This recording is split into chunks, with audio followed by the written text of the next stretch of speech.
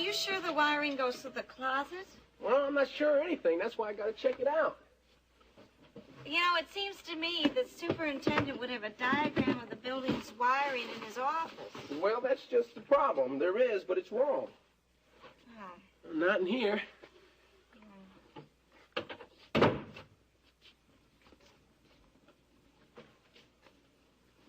You know, you look very familiar. Yeah, well, you just probably see me working around here in the building. Yeah, I guess that's it. You know, working as a waitress, I'm always seeing people that I think I know. Turns out I just waited on them. Yeah, well, I'll tell you, a pretty lady like you had waited on me, I'd remember it.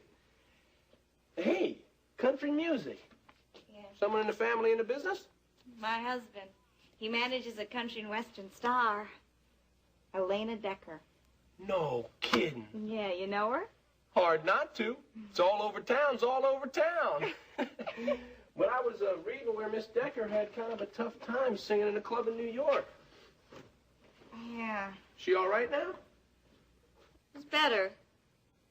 But she's still not quite recovered. Yeah, well, guess it's kind of rough when somebody threatens to kill you.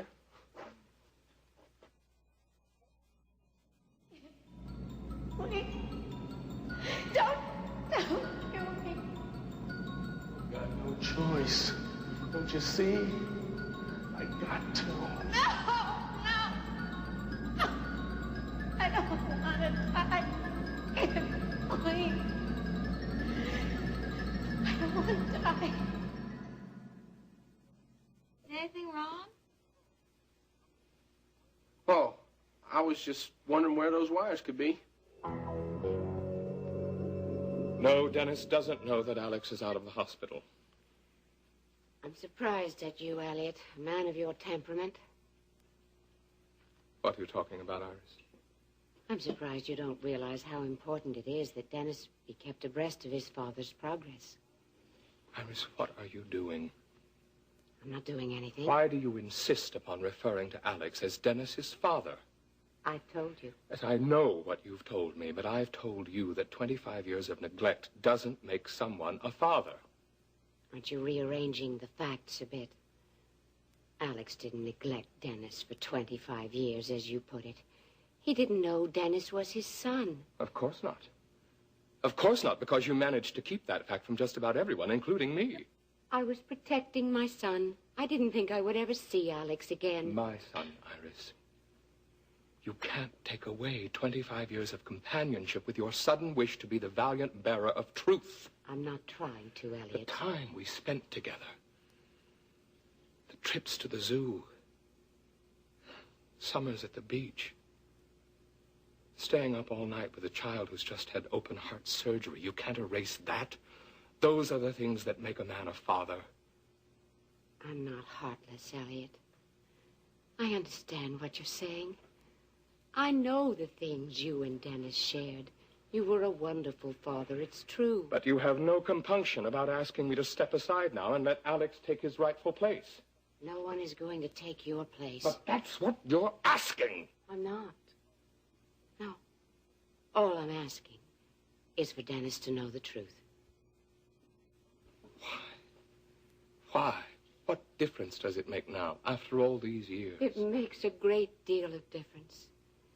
Not just to Dennis, but for Alex as well. He needs that now. He needs that to get well.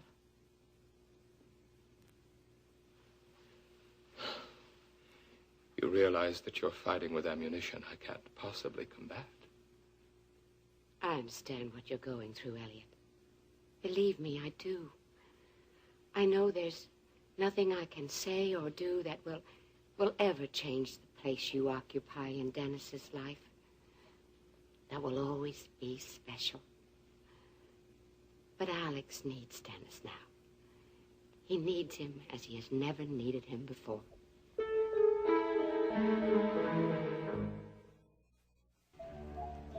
Dennis must be told, Elliot. God forbid, but what if something were to happen to Alex again? What if he were to have another stroke? How would you feel knowing you had kept that secret from Dennis? You're the one that kept it from him all those years. Yes, but I did it for good reason. I didn't tell Dennis because when Alex disappeared from my life, naturally, I thought I'd lost him for good. But now that I've found him again, Dennis has to find him too. It's not fair, Iris.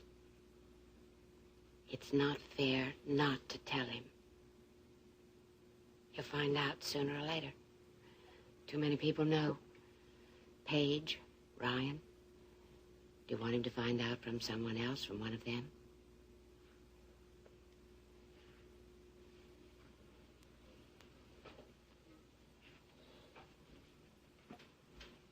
You know I'm right, don't you? Yes, I know you're right. I just don't know if I can accept it. Allow me to tell him, Elliot. No. If Dennis has to know,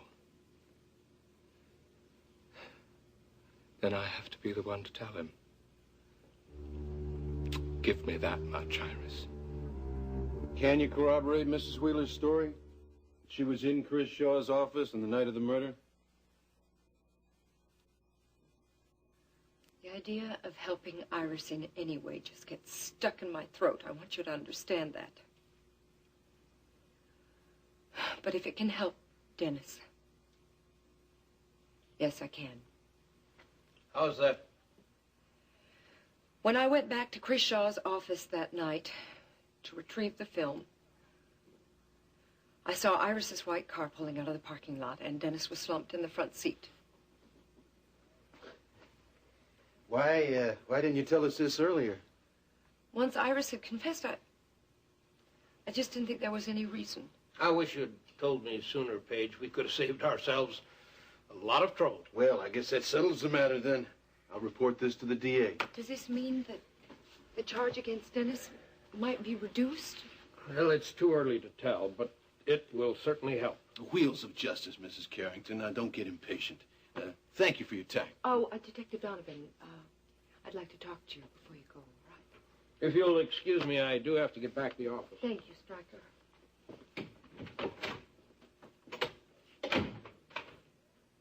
What can I do for you? Well, actually, it's a personal matter, Detective.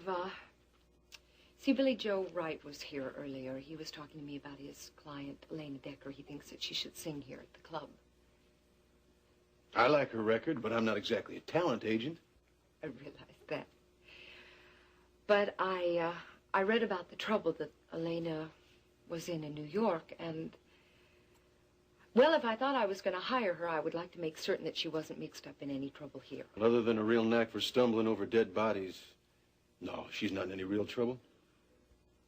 Well, then maybe you can tell me the real story of what happened to Elena in New York.